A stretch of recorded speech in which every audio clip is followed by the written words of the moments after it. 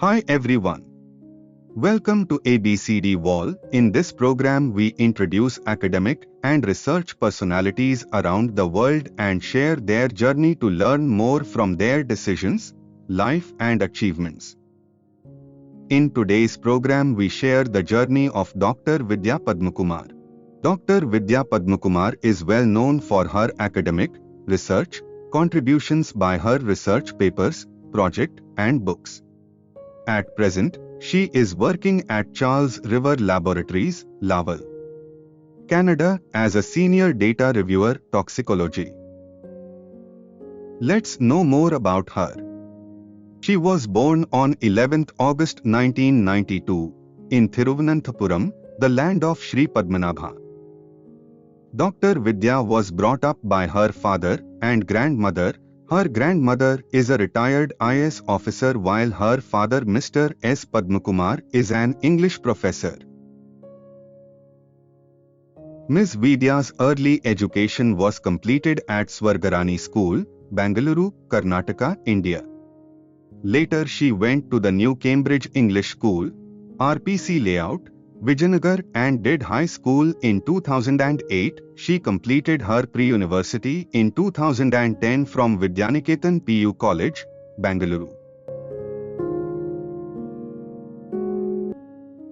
In 2010, Dr. Vidya Padmakumar enrolled in Bachelor of Science in Botany, Zoology and Psychology at Maharani's Science College for Women, Jnana Bharti Campus, Bangalore, Karnataka, India.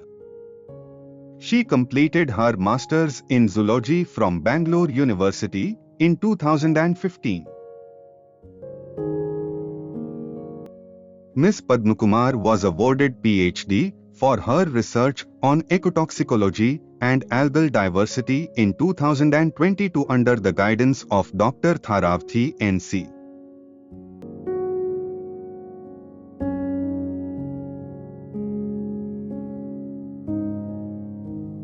Dr. Padmakumar started her career journey as a guest faculty of zoology at Government Science College, Bangalore, Karnataka.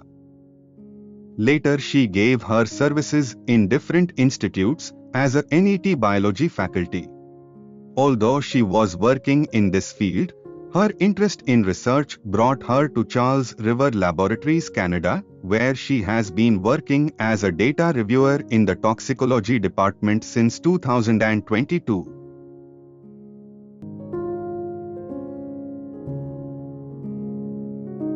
Dr. Padmakumar has published more than 15 research papers and written 5 books in this short period of time. She actively working as an editor, advisor in many societies.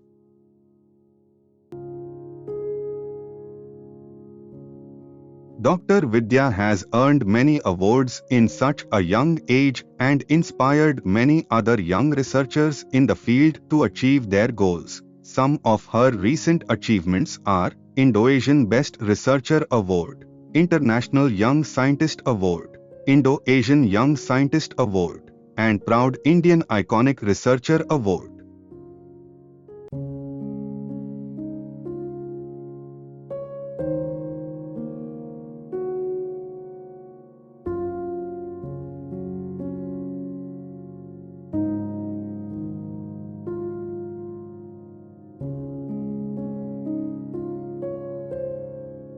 Every single one of the scientific discoveries that exist by research fascinates me.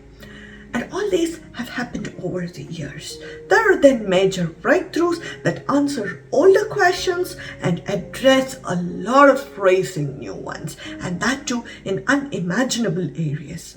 Scientific knowledge asks and answers questions of all scales, let us say from subatomic particles to cosmological topics over thousands of years. And there are many things that I enjoy about when I'm being a biologist. I love learning about all the different organisms, their interaction with the planet, and I and their interaction with each other. I also enjoy conducting research and experiments to further understand the natural world. But most of all, I enjoy sharing my knowledge with others and helping them to appreciate the amazing diversity of the earth. Curiosity. If we are incredibly fortunate, we naturally gravitate into the types of roles we played as children. So children are innately curious. Perhaps I'm just being a big kid. So the open-mindedness that is necessary for science and the youthful innocence that we require for doing research is very important.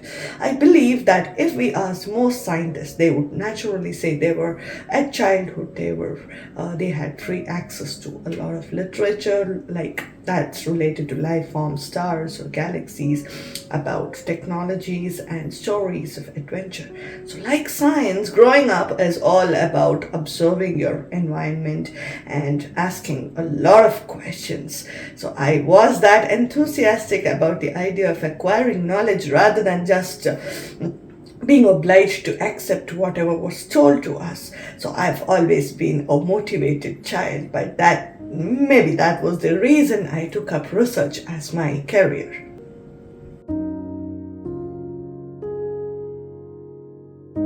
Free time? To be frank, I don't have a lot. I spend all my leisure hours, even if I'm at work, learning new courses and drafting research papers. But yes, I compel myself to carve out some time and relax, like maybe take a stroll or a hike in the woods. I enjoy reading books that are of psychological theories and crime fiction. I enjoy reading them, but I also presume that reading them improves my views and expands my perspectives and helps me acquire new knowledge again. And I'm also a trained Bharatanatyam dancer and a Carnatic singer and a professional guitarist as well. So I make it a point that I find time to practice them as well.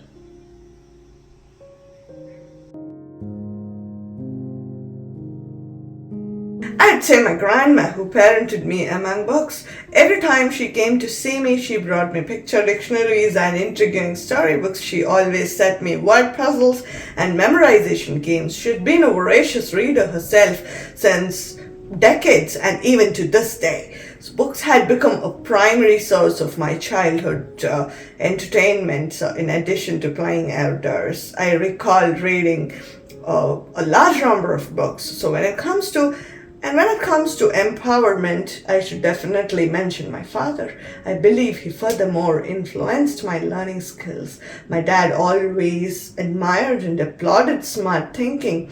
I believe that performance reinforcement at a very young age is essential for always doing research. So it was probably a large part of why I enjoyed academy so much, and it was an enjoyable challenge to win. My father has always been focused on whatever I was attempting to learn and eager to jump in and sort out things with me together. My father and grandmother have always made it a point to ensure that I receive the best learning amenities, the best care, and all of their potential support for my academy. So they've always been a pillar of courage in all the ups and downs of my life, and they continue to be so every day.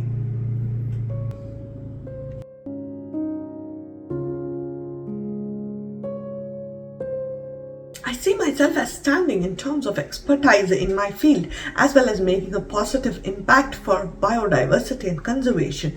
I envision myself in a position of influence and contributing more to ecology and a greener earth.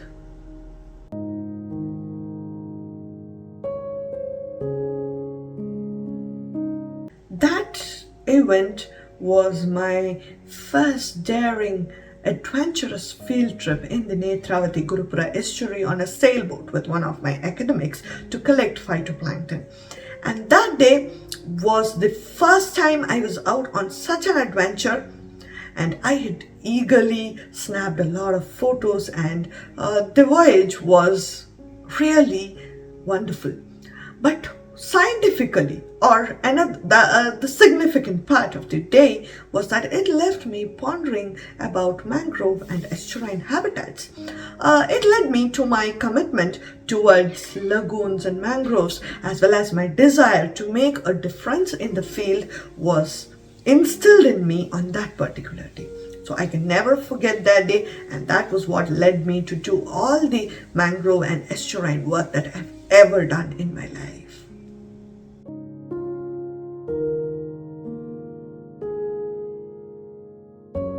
Having a positive outlook on life is what drives me energized at all times. Motivation does not function as most individuals think it is. It should originate from within each of us rather than being instilled into us by others. So, however, I'm not necessarily an optimistic thinker, but because of my strict timeline, I adapt rapidly. I always have a set strategy and schedule in place for just about everything that has to be done in the coming days. And I see that I keep to the agenda always without fail. I spend quality time with myself whenever there are hurdles. I investigate the causes of the problems and attempt to resolve them as soon as possible.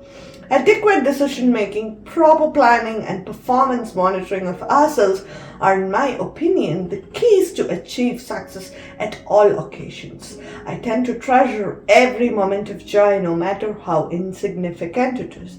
I encourage and remind myself of every special occasion that took place in my life, whether it is acknowledgement, gratitude, and honor, or just punctual completion of my assignment.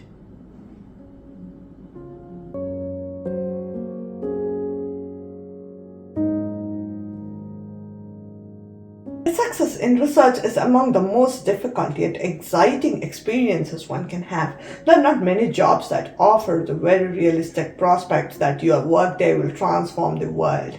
You might reveal something that no one else finds about the results of your research and maybe can reinterpret books, disintegrate some doctrines, or possibly save lives. There's a fantastic sense of accomplishment in figuring things out and addressing enigmas. Nevertheless, a life of research isn't for everyone. There's huge commitment that is often associated with this profession due to its exceptionally demanding nature. If your enthusiasm does not motivate you to work early and finish late, to continually research and write about your field of study and science as a whole, to persevere in the face of unpredictable outcomes, you should reconsider the preparedness for a research career.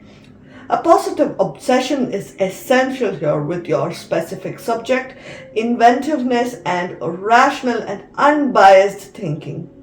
And of course, a positive outlook on life to endure criticism of everything, every work that's being done for the success.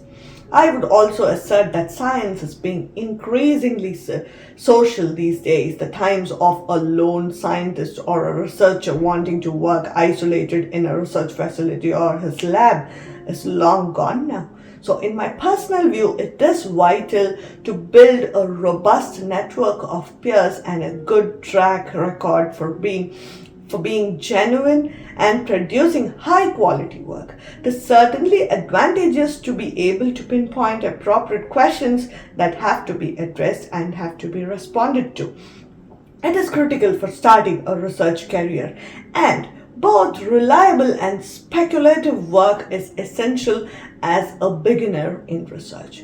Safe research may not yield earth-shattering results, of course, but it will assist you to establish a humble research output, which is critically essential for a beginner.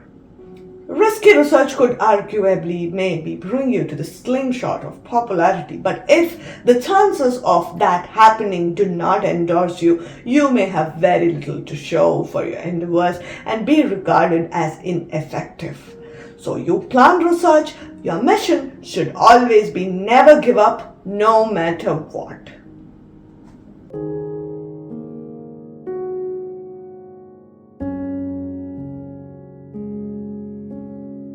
always made it a point to focus my research on unexplored regions. The flora and fauna are always critical components of ecosystem balance, and it is critical to monitor and assess living organisms and identify the susceptible locations in order to maintain or check on the zones and take countermeasures. Most of the studies that I've done are in the unexplored territory, and I've been fortunate enough to report numerous number of checklists for the very first time. I don't really assert that my research has had a serious influence on the country's or the world's biodiversity, as there are many more recognized biologists who are working harder for biodiversity and conservation, but I've always felt that the limited contribution, whatever I have been able to make, will, by God's grace, have something to do sometime, and that is something very important for the planet, maybe in the future.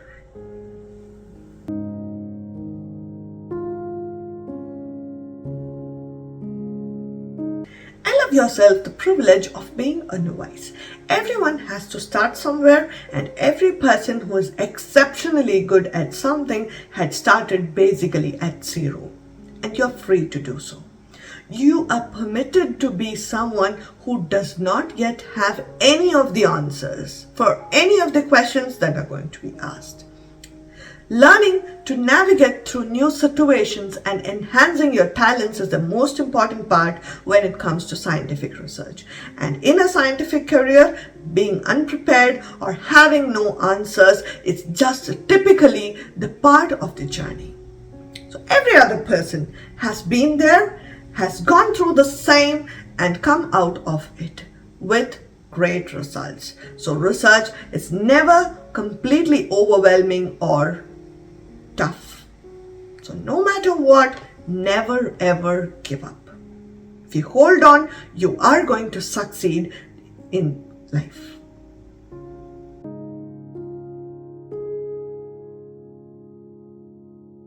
Life is a never-ending learning opportunity. Throughout our lifetime, we ebb and flow, learning valuable things, valuable lessons as we go. Several of these lessons come from personal experience. So forge your unique path and never stop trying to make every minute matter. Embrace the battle.